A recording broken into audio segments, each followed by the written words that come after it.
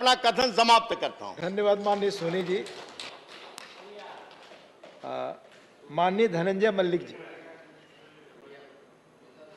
Sir Dhananjay Mahadik. Dhananjay.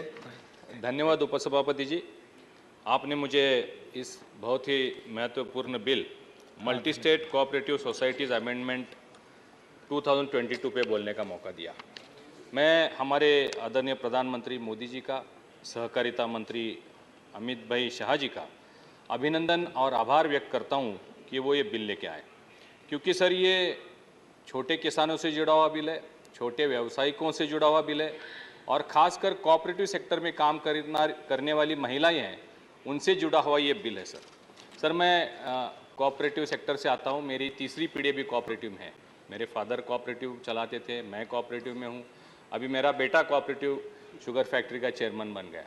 तो हम इससे जुड़े हैं और ये संशोधन इतने सालों बाद आ रहा है, इससे मुझे बहुत खुशी हो रही है सर।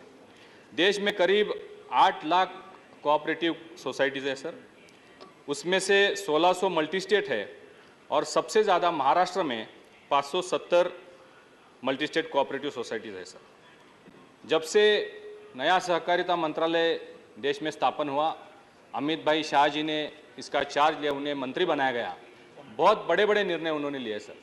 सबसे पहला और सबसे महत्वपूर्ण निर्णय जो उन्होंने लिया वो गन्ना किसानों के हित में है।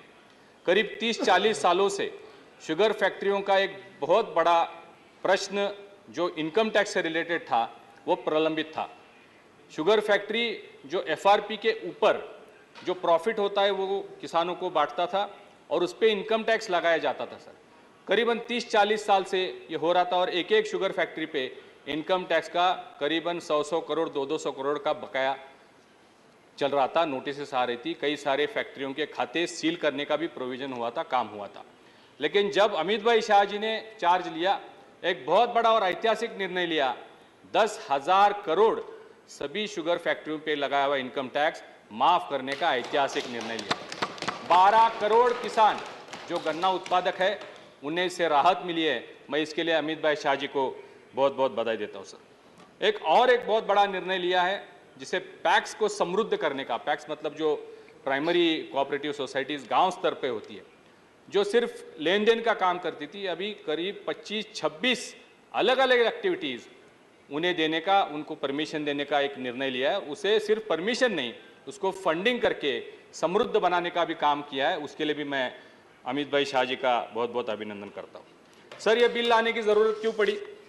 क्योंकि सर देश में सहकारिता में वर्षों से व्याप्त भ्रष्टाचार, अनियमितता, असमर्थता, अविश्वास और पारदर्शिता का अभाव, ये सभी का समाधान करने के लिए ये बिल लाया गया है सर।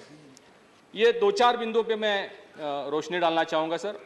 सबसे पहले तो किसी कोऑपरेटिव में अगर कोई डायरेक्टर या कोई चेयरमैन कोई डिफ़ॉल्ट करता है या कोई घोटाला करता है तो इस बिल में प्रोविज़न है कि वो 6 साल तक आगे कोई चुनाव नहीं लड़ सकता है।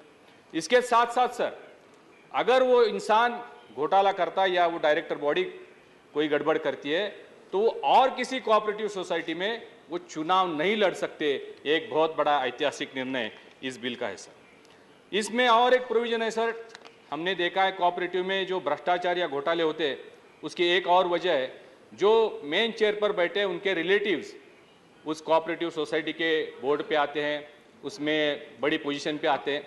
तो इसमें एक प्रोविज़न है कि अपने नज़दीकी रिलेटिव को जॉब पे वो नहीं रख सकते। मैं मंत्री से कहना चाहूँगा सर, उसमें थोड़ा सा बदलाव संशोधन करने की ज़रूरत है। उसमें रिलेटिव्स लिखा गया है सर। आप देखते हैं, आप समझ सकते हैं, हमारे हिंदू धर्म में, हिंदू समाज में 16वीं सदी से हमारे सारे रिश्तेदार हैं, तो उसकी व्याप्ति बढ़ जाती है। अगर उसको रिलेटिव कर दिया जाए तो मैं समझता हूँ कि कई बड़ा समाधान इसका हो सकता है सर। मैनेजमेंट प्रोफेशनल में भी जैसे बहुत बड़ा अच्छा संशोधन किया है। पहले मैंने जैसे बताया कि अपने नज़दीकी लोगों को या रिलेटिव्स को एमडी पोस्ट हो, सीईओ पोस्ट हो दी जाती थी, लेकिन अब ऐसे किसी इंसान को जब तक वो बैंक प्रोफेशनल ना हो, आईटी प्रोफेशनल ना हो या बिजनेस प्रोफेशनल ना हो, तब तक उसको ये पोजीशन नहीं दी जा सकती। एक प्रोविज़न किया है और साथ ही साथ SC ST का भी प्रोविज़न किया है जो पहले नहीं था। ये एक बहुत ही सराहनीय मूव है, मैं समझता हूँ सर। कोऑपरेटिव सोसाइटीज़ कई सारी अड़चनों का सामना करते हैं और कई सारे कोऑपरेटिव सिक भी होते हैं। तो इसमें एक रिहेबिलिटेशन का एक फंड अलॉटमेंट का एक नया मुद्दा इसमें लिया गया है, जिससे जो सिक यूनिट है उसको पुनर्जीवित करने के लिए, और ये मैं समझता हूँ सर ये बहुत ही सराहनीय मसला है, क्योंकि जैसे अभी जो निर्णय हुआ सहारा में, हमने देखा सहारा का कई सालों से लाखों लोगों का पैसा अटका हुआ था, वो परेशान थे, लोग जेल में जाके बैठे थे और पैसा फंसा हुआ था। अमित भाई शाह जी ने उस पर निर्णय लिया और आज लाखों लोगों का पैसा 45 दिन में वापस करने का जो निर्णय हुआ है वो सराहनीय है। मैं इसको बहुत सराहता हूँ सर। ये एक और एक क्लॉज है जिसमें सेक्शन 22 है, उसमें क्लॉज 19, उसमें लिखा गया है सर कि 1/3 जो बोर्ड मेंबर्स होंगे, 21 मेंबर्स होते हैं, कोई भी बड़ा डिसीजन लेना है तो 1/3 मेंबर्स अगर रहेंगे तो वो डिसीजन ले सकते हैं। तो ये थोड़ा सा मैं समझता हूँ उसको संशोधन करने की जरूरत है। एटलीस्ट 50% बोर्ड होना आवश्यक है सर, नहीं तो चेयरमैन, एमडी और 2 डायरेक्टर मिलके कोई डिसीजन ले लेंगे और जो मुझे लगता है वो किसानों के या मेंबर्स के हित में नहीं होगा, तो उसे अगर 50% किया जाए तो इसका समाधान हो सकता है सर। ये कुल मिला के जो नारा प्रधानमंत्री जी ने और अमित भाई शाह ने दिया था, इस सहकार से समृद्धि की ओर, छोटे किसान, सामान्य जीवी पर इस निर्णय का बहुत बड़ा अच्छा असर होने वाला है। देश की इकोनॉमी में भारत की जो भूमिका है, जो भारत हम 5 ट्रिलियन की ओर हमारी इकोनॉमी जाने का जो प्रयास हो रहा है, जो घोषणाएं हुई हैं, और आज हम दुनिया के अर्थव्यवस्था में 5वें स्थान पर है, उसमें बढ़ोतरी के लिए इससे मदद होगी। यह बिल देश के विकास में बहुत बड़ा योगदान देने वाला है और मैं इस बिल का पूरी तरह से समर्थन करता हूं। धन्यवाद। बहुत बढ़िया। धन्यवाद माननीय धनंजय राव महादिक जी।